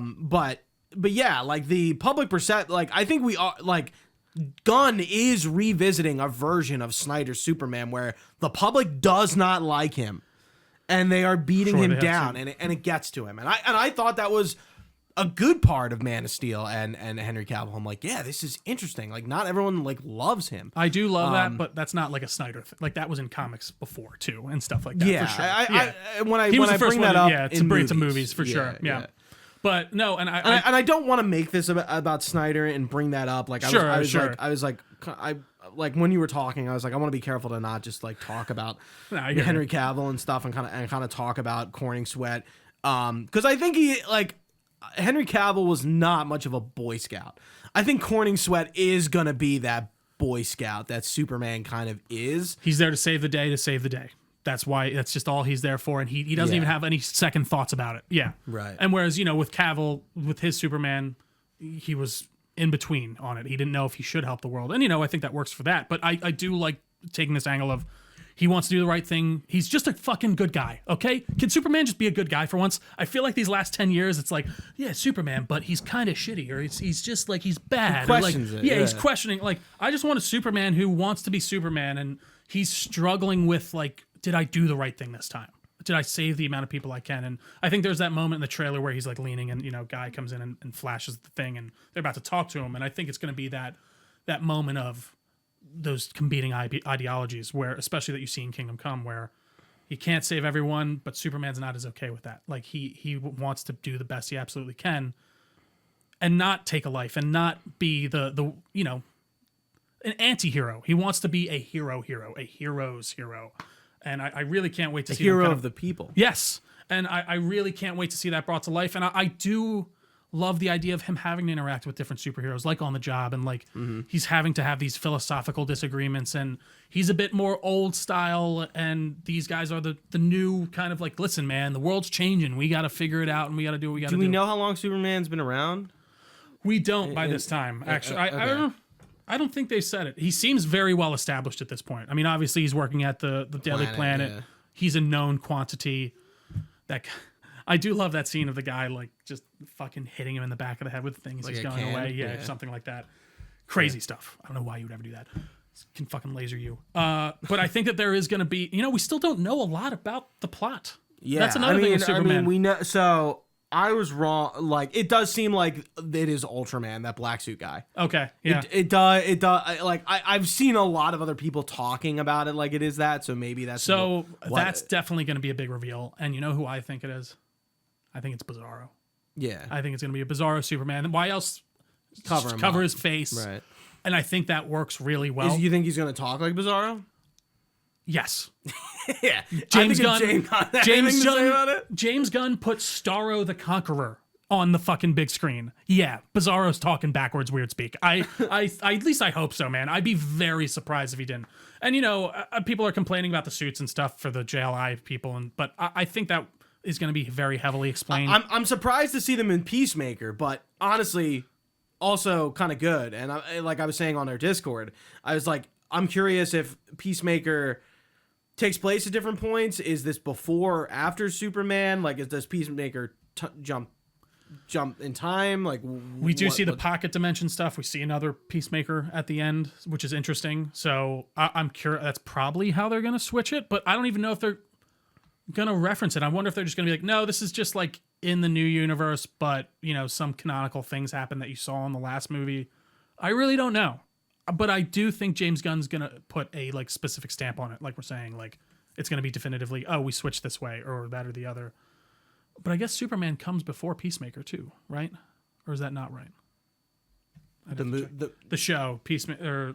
What are you season asking? 2? Does Peacemaker season 2 come out before? No, it's in August. That's what it's I a thought. month later. Okay, all right. So there's probably going to be even further explanation into that.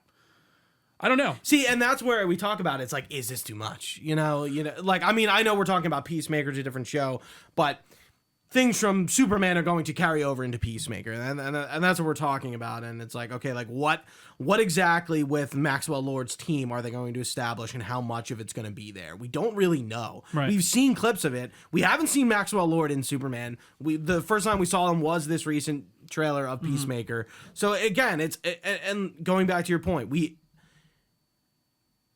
we can deduce a lot more of the Fantastic Four than we actually can Superman. We haven't had a real trailer technically for Super. It's all been teasers technically. Even that other one was like an extended teaser. Yeah, for Fantastic Four, I'm going to tell you the plot of the movie. Yeah.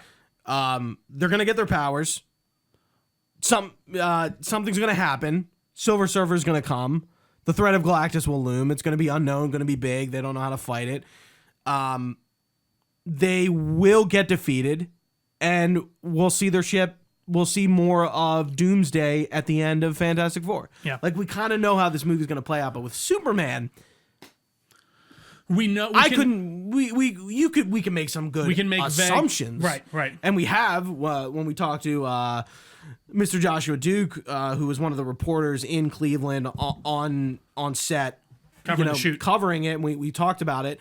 But even when we had that conversation, like they were talking about the kaiju, we've seen that thing before, but we don't know what it is. Yeah. Whereas we saw Galactus walking through New York in Fantastic Four. Like, we know Galactus is coming. We know what Galactus is. We know he eats planets. And we know he possibly might eat this universe and the Fantastic Four will escape. And then, Superman, it's like, all right, Lex wants to kill Superman. He's so angry with him that he's crying. Love that. And the Justice League is involved somehow. I think that there's going to be a dispute in like how those two teams handle things, like how he handles things versus them. Argus is going to send, I was gonna say Castle, Rick Flag after him with this Ultraman, Yep. But like what this Lex culminates in, I have absolutely no idea, and I actually fucking love that. I really hope this next trailer. We're apparently getting one this week. I've been seeing something online, but we'll see. I think Marvel and DC should both kind of. They need to show less. I think movies in general do, genuinely. Like when it comes to trailers. We need to go into some Marvel movies and just kind of not know anything. Thunderbolts definitely suffered from that. I felt like I knew I knew the major plot points. We knew as we go in. Taskmaster was going to die in the first. We knew that. minutes. We knew Sentry was Sentry, but that all, and I think that's even beyond us like paying attention to production stuff and things like that. Like they were just showing it in the trailer, like and showing the void and stuff like that. Yeah, hold some stuff close to the vest. Show me like that's why I really. But I think Gunn is succeeding. Yeah, I agree. That. Yeah, and I think that that extended trailer is a perfect example of it. It's just a scene from the movie. It's an extended scene of him like getting dragged off by Crypto. I love the character interactions. I love seeing Gooch. I said this in the trailer or in the Discord. I love seeing the fucking Fortress of Solitude full of things and like things are happening and like it looks like the Fortress of Solitude, because that was kind of one of my bigger nitpicks with the Man of Steel stuff. I didn't love that he just had like this Kryptonian ship. And like it was the fortress, but like it wasn't. It was more realistic take on like what the Fortress of Solitude could look like. Right, being an abandoned Kryptonian research I vessel. like the idea exactly, but I just on paper it sounds kind of cool, but and I think it works in that world. Don't get me wrong, like in that more realistic take. But I do just love that he is unabashedly leaning into this superhero world, all the sci-fi elements, all the fantastical elements. This is the DC universe that we see in the comics. I don't think even Marvel does that. They still have the air of like, this is real and like we're in the real world. Like they've sort of lent away from that a bit more. But this it depends what character you're in. For right, Marvel. right. Yeah, well, like they'll this do feels whatever like they full want. on like a sci-fi fantasy film, and that's what a lot of the comics look. And I really hope they kind of follow that trajectory, especially with Batman. I kind of want him to be maybe a bit more campy and a bit more like tackle more of like the 70s style wild stuff. Not necessarily, it doesn't have to be all the true crime, like gritty stuff that, the Batman itself, that franchise can kind of have. I'd be fine with seeing a bit more sci-fi-ish Batman that's invested in this universe and deals with, he has the fucking, all the stuff in his cave. He has the big coin. He has the T-Rex. He has all the shit in the background. I want that. I want that shit. You know what I mean? And I love to see Gunn doing that, and I hope that continues throughout, and I think it is. But I think we kind of start wrapping it down here, Gooch. That was really kind of everything. I guess just we'll wrap it up here with, like, how do you feel going into both of these films? Like, are you anticipating good things? Do you think that, like, these will be successful, or do you think that there's still a bit of an... Yeah, I mean, am I anticipating good things? Simply put, yes. Yeah. Do I think it could be kind of dicey? Yeah, with both. I don't think it's necessarily a shoo-in for either of them. I agree. Yeah, like, like, again, I think we've shared those reasons, but all in all, it's good Marvel is, like, disconnecting this from the MCU. This version of the Fantastic Four. I agree. I think it benefits them because we always are talking about, like, how the fuck are they just going to introduce the Fantastic Four all of a sudden? Right. And they're not. They're just putting them in another universe and making it easier for themselves to do this movie in the way they want to do it. And we are getting another origin story. That's kind of an issue. I think origin stories... I don't think Fantastic Four is an origin story. I don't think we're going to... I think it'll be like maybe a flashback in it, but I think it'll be like in the first 5 minutes? Yeah, I think we're starting... Here's the news producer. Let's talk about the Fantastic Four. Exactly. Yeah. But I think they have been the Fantastic Four for like years at this point. That's my guess anyways. Yeah, I mean, we do like, you were thinking the Thunderbolts clip. Maybe you're thinking differently now. Right, yeah, maybe. The ship is them slipping in and out of realities. And that's what gives them their powers, but why would they have the 4 on the ship already? Unless they were already branded as the Fantastic Four. Because that kind of makes sense. It's like the Fantastic Four going first trip to the stars. I think that works on its own, but I don't know. Do we know that they're the first people in space in that universe? I don't know. That's that's my like, that's what they like, the America's first family It's in in the space. 70s, right? No, I think it's like the 50s. I think it's actually... Like what? Yeah. I think it's in the future. I think it's technically supposed to be in like 2020 something, but it's the retro future of that like time. Fallout, it's like what Fallout, thought the future was going to be. So, but I don't know that what for the sure. future of Fallout is. Right. Or the modern... what the modern day would have been, Yeah. I agree, Gooch. I think a lot more is riding on DC, and I do think that they have a bit of a leg up in the way of a lot like... more is riding on DC?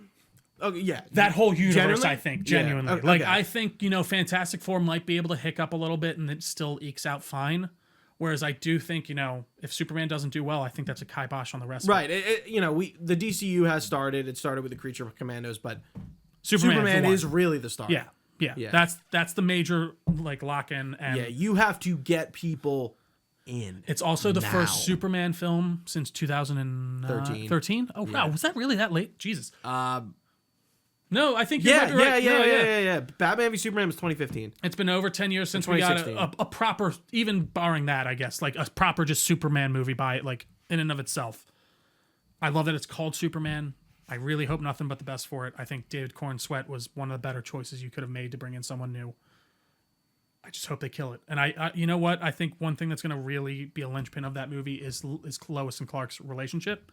And I hope that they nail it. And, just from the chemistry off camera, I think they have, but I hope that was definitely translates. A weakness with Batman v Superman and the DCEU was Lois and Clark's relationship just seemed really sped up. It works a little bit better for me in Man of Steel for sure, but after that because it you're just seeing kind the of beginning of it, and then like we're in Batman v Superman and Call's jumping in the tub, right. And can I just say, like, I love that these characters, like, we don't see them grow. Right. We just get there. I love that all the characters, I'm sorry, just look like the characters they're supposed to be. Like Supergirl is a little blonde white girl, and she's gonna be bubbly, and like they are iconically who they look like. And like, not to say that you can't like, gender swap or race swap or do all that stuff, but like even like Sasha Kala like as that's not Superwoman. It's not really Supergirl. That's Supergirl in name only. And it would be one thing if like if she just didn't look the same but acted the same. Like that was even just a very different personality wise, like Supergirl. And Mr. Terrific looks great. Everyone looks awesome. I hope for nothing but the best. Have you started Superman. reading Woman of Tomorrow? Not yet, no, because I did Supergirl end up getting in. is not bubbly in that. Is she not as much? Yeah, No, I know. I she's actually young. did hear She's a like bit more. 21. Right. I think she has moments of it, but I think most of the time she's pretty serious. Interesting. I'm so excited for that. I gotta start reading it because I did end up getting Invincible too, and I've just been peeling away at that. And I gotta get back to the Supergirl though. Yeah, I guess I have to read All Star Superman too. Thank you for that. Trio problem. gifted me that for my birthday. Yep. I was like, because I remember I was like, I don't think he has All Star, and I wanted to get you something good. So I'm glad you like it. Yeah. I just gotta find the time. Absolutely. Read it. It's funny with comics though. Like for me, once I do, I'm like, I got through Invincible so quick. Once I actually just sat down and especially that first volume, like that, I was through it. You were talking about the looks for Superman. I mean, I think your opinions line up with Marvel's side of the house with Fantastic Four, like the suits and the looks. Absolutely. Yeah. Everyone looks great. I love it's like corduroy almost. I don't know. Like the suits look great. The lined, look. The thing's just, I love that he's wearing clothes. He has a nice little suit. There's the one he's striking the pose, and he's got like he's got the tuxedo shirt on and the bow tie and everything. Like it looks like how the fucking Fantastic Four should look. It's not Fant Four stick. They don't have like metal wire that subtly creates a 4 on their chest. No, it's just the fucking Fantastic Four logo. Can't wait, Gooch. Yeah. And so I think that kind of wraps us up here. Yeah. A lot's riding on this. Really is. Yeah. Like, if these movies do good, we're all full of speed ahead. I don't think anything changes. But what's the situation where these movies do bad? What happens? What's the outcome of the like a financial flop? Or I don't know if we ratings? see a lot of DC for a while. I think Marvel. You think they'd really James Gunn's got a lot. He has a lot. Yeah, no, that's true. And again, it's hard for me to imagine a world where Superman's that bad. Where it's I agree. especially Well, it's happened. No, for sure. I'm sorry. I guess under the specific set of circumstances that we have, I'd be very surprised if James Gunn shoots out just an absolute flop of a movie. Yeah. I just, especially after Guardians 1, 2, and 3. And, people, I don't know, people try to bring up Suicide Squad, see, that just shows you can't do anything. It's like, all right, well, it was during COVID. And even if you don't want to say that has any factor, I do think following up Suicide Squad with The Suicide Squad gets a little confusing for people.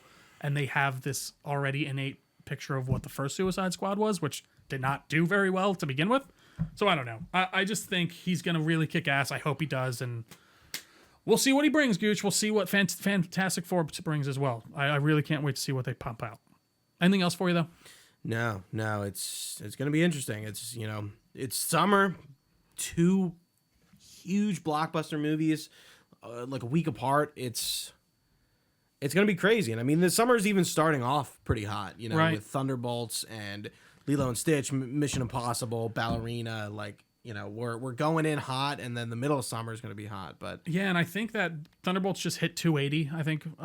What was its budget? 180. So it still has a bit to go, I think, and I think it will get past it and be fine. Yeah, I think it will too. But I do think the word of mouth is helping it a lot, and I think it had a really strong Tuesday night, randomly for some reason, which is interesting. But yeah, I think that's it. Yeah, that does it for us, Gooch. Looking forward to watching some Superman, maybe some Fantastic Four, and then getting into the new stuff proper. Dude, absolutely. I haven't seen a lot of those movies in a while or at all. So, dude, I can't tell you the last time I saw Fant Four Stick. I think I literally saw it the last time we saw it in theaters. Oh, we didn't see it together, I don't think. Oh, that's right. But we did review it though, right? I think we were still Everything Entertainment. At that point. Really? I thought we did. Either way, did we review it? I don't know. I'm excited to go back to it. I would actually be interested to see if we reviewed it and go what did we think to that podcast. And I remember liking the first half of it a pretty good amount, and then it as soon as they get, funnily enough, when they get their powers is when it gets the worst. It's so weird. Oh my god. Anywho, thank you all so much for watching with us. If you've been with us live on twitch.tv/Delco Nerd Network, we really appreciate your time. You can find this podcast. Anywhere podcasts are found, just search our name on your service of choice. We got a Facebook page, a Discord channel, all that good stuff will be linked down below for your convenience. You can find us on all the social medias at Delco Nerds, on everything with an @ sign. You can even email us your comments, questions, or concerns to delconerds@gmail.com. We are happy to get back to you. All this information can be found on our website, delconerdnetwork.com. For Gooch, I've been Trio. Thanks for watching, guys. Stay nerdy, and we will see you next time.